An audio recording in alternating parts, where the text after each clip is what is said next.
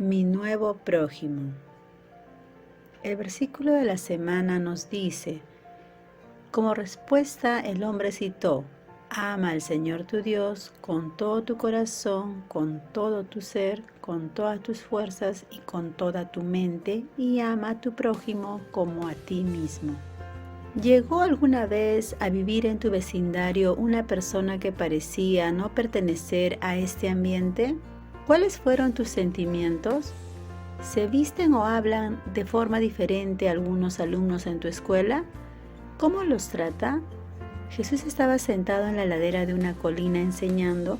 Como de costumbre lo escuchaban personas de todo tipo.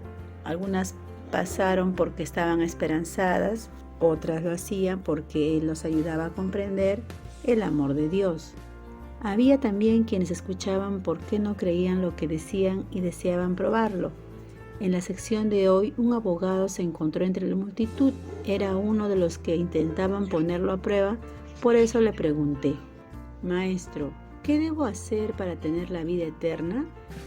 Jesús, que pudo comprender los pensamientos de este abogado, respondió esta pregunta con otra: ¿qué está escrito en la ley? Tú eres abogado. ¿Cómo entiendes eso? El abogado sonrió con orgullo y respondió: ama al Señor tu Dios con todo tu corazón, con todo tu ser, con todas tus fuerzas y con toda tu mente, y ama a tu prójimo como a ti mismo. Bien contestado, le dijo Jesús, haz eso y vivirás. El abogado no deseaba que esa conversación terminara tan pronto. Pensó en un punto diferente. Queriendo entrar a Jesús, preguntó: ¿quién es mi prójimo? Jesús contempló la multitud y comenzó una de sus historias. Un hombre viajaba solo por un camino pedregoso entre Jerusalén y Jericó. Una banda de ladrones lo atacó, lo golpeó, le robó la ropa y todo lo demás que llevaba, y lo dejó al borde del camino dándole por muerto. Un sacerdote que transitaba por el lugar vio al herido y se pasó al lado opuesto del camino para hacer pensar que no había visto a la víctima. Después pasó un levita por el mismo lugar.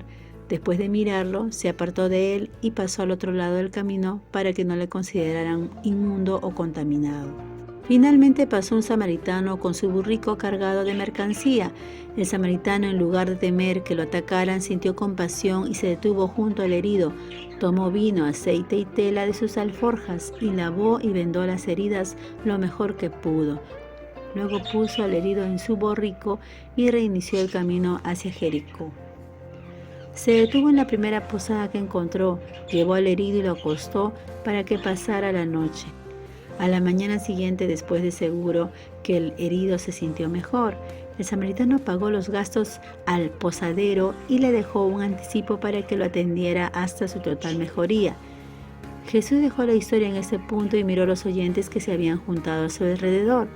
Después miré al abogado y le pregunté: ¿cuál de estos tres piensas que rompiste ser el prójimo del que cayó en manos de los ladrones?